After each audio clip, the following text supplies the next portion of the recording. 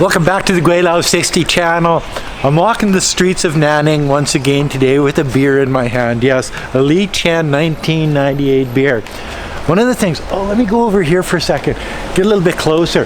Check this out. You see these all over China. You've got the chicken and you've got the barbecue duck. Look at that. Oh, and it's so scrub-delicious. But that's not what this video is about. A lot of people have asked me about retiring in China, and I've made videos in the past about it, but times change, things change. You know, you look at all of the hate crime in the Western world. Vancouver, about 32 kilometers away from where I live on Vancouver Island in Nanaimo, the hate crime against Asians is up 717%. 717% since the beginning of the pandemic. Well, a lot of these people, a lot of these Asian people have moved over to Canada from places like China. And maybe it's time to retire and move back to China.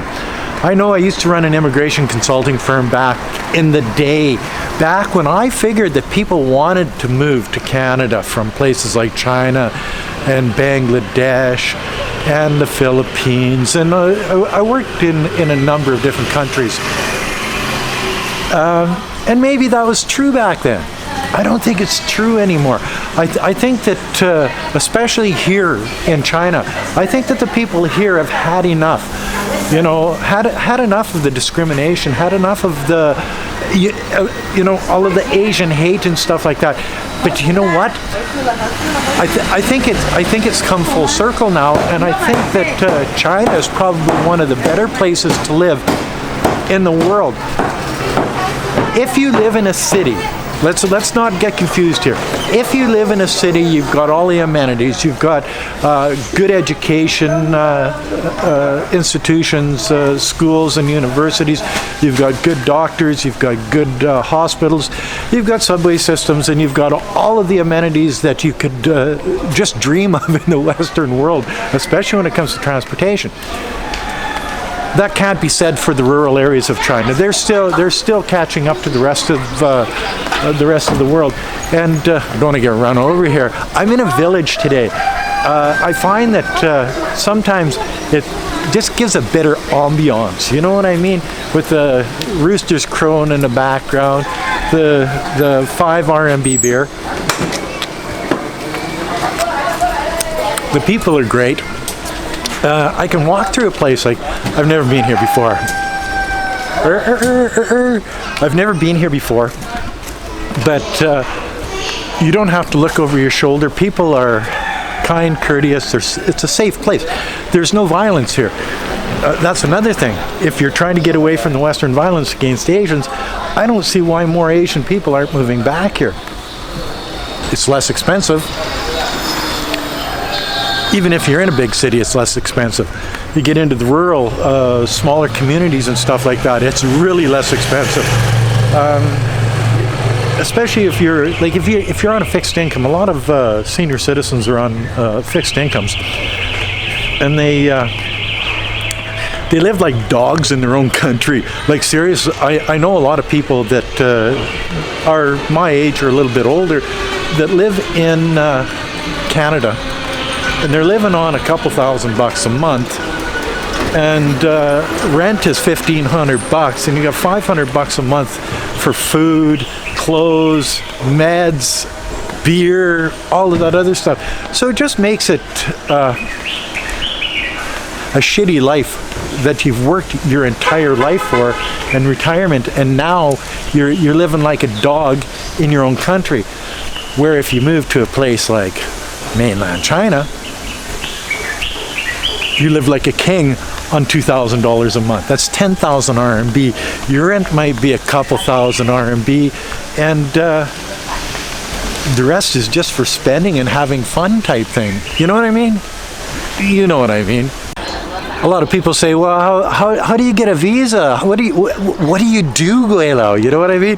Well, I run on resident permits because I've got family here in China, and it just makes it easier because we don't have to leave at any particular time. Visas have sort of an expiry date on them. Sure, you can get a 10-year visa if you're from Canada, the United States, Great Britain, whatever. You can get a 10-year visa to China, but you'd have to leave every 180 days. So you got to take a high-speed train to the Hong Kong border and back, or to the Vietnam border. From here, it's only, I think, an hour and a half by slow bus to the Vietnam border. So it's one of those things you've got to go and you turn around it once every 6 months. So, and getting a 10-year visa is easy and inexpensive. Anything more than that, if you stay any longer, like on a resident permit, you got to get meds done and stuff like that. So the visitor visas are medical exam exempt, which is sort of a good thing when you're an old man like me, drinking beer all the time. They say, Gweilo, no, your liver's not going to make it another 10 years. We'll only give you a 5-year visa. Yeah, I can imagine that would probably happen.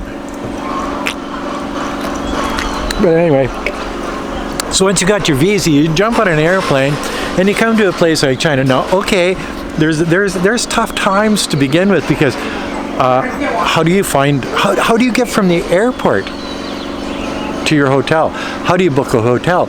It's all in Chinese, and you get into a place like this. Nanning is sort of backwoods world in China. Sure, it's an 8 million person city, but still, we're off the beaten path. We're in a green province. It's mostly agricultural. There's not a lot of super industry here, and that's why it's so clean. And like, this is a village, and this is a pond that they've made, and you can see the fish in the pond. You can see the odd little circle in the water type thing. That's a fish. But we're off the beaten path, and I chose well, actually I didn't choose it. My wife chose it. I chose Beihai, an hour and a half south of here, right on the South China Sea. But Wei Feng didn't like that, so we moved back to Nanning. But I've come accustomed to Nanning as a place, and it's not a Shanghai. It's not a Beijing or a Tianjin. It's not a Guangzhou or a Chongqing.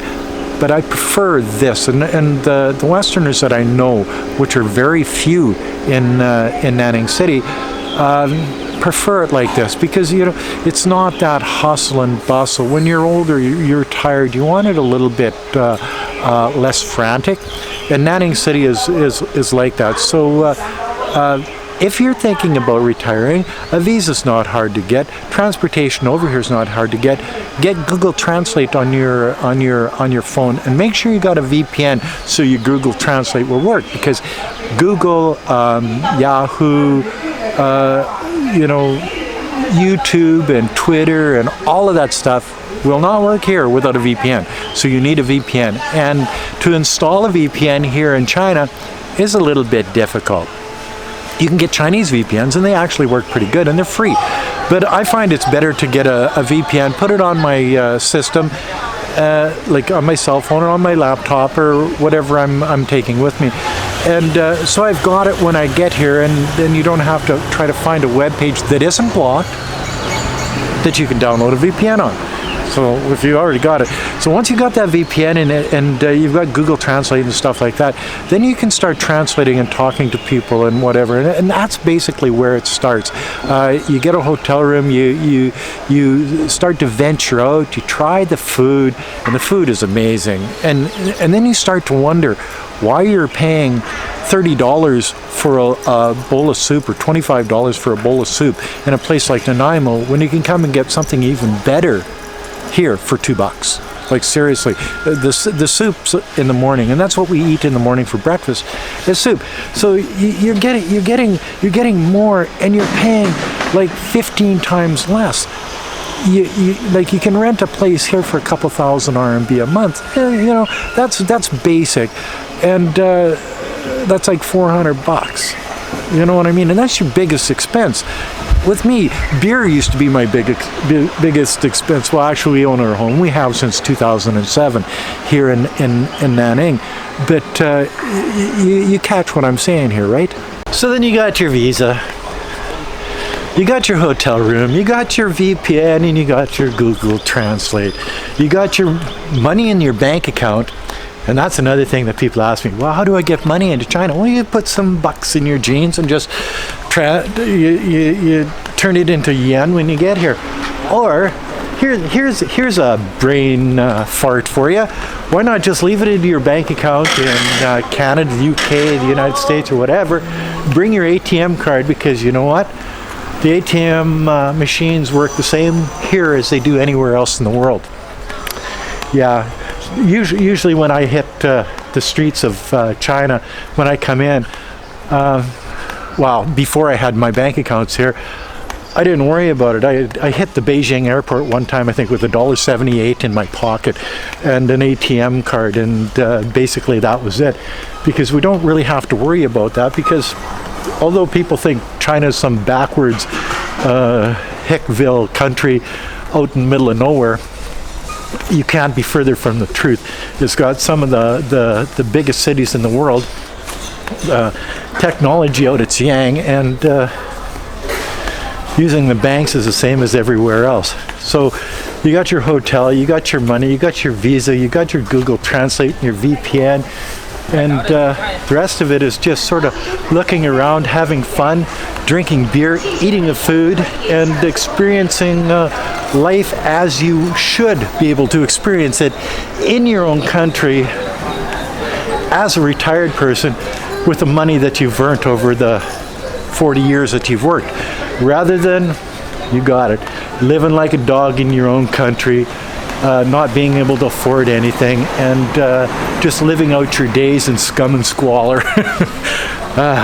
God, you know, it would be funny if it wasn't so true, wouldn't it? Anyway, that's another video from Gweilo 60, from a village inside Nanning City, Guangxi Autonomous Region, mainland China. And that's another video from Gweilo 60. If you like this video, as always, like, comment, subscribe, put that hit that subscribe button. It's there for a reason, guys. You know what I mean? Anyway, until next time, peace out. Have a good day. Bye now.